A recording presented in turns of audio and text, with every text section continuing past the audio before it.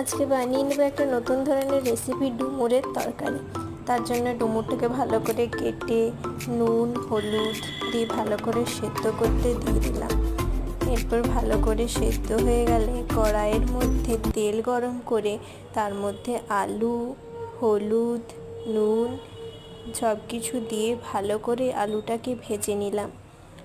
এবার আলু ভাজা প্রায় হয়ে গেলে আলুটাকে নামিয়ে কড়াইয়ের মধ্যে তেল গরম করে পাঁচফোড়ন শুকনো লঙ্কা পেঁয়াজ টমেটো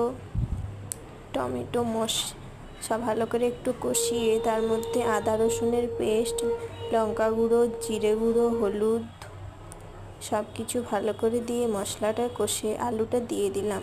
পুরো আলুটা কিছুক্ষণ কষে ডুমুরটা দিয়ে ভালো করে কষে নিলাম একটু। তারপরে সামান্য পরিমাণ জল দিয়ে ডুমুরটাকে ভালো করে সেদ্ধ করে নিলাম। দেখো কি সুন্দর ডুমুরের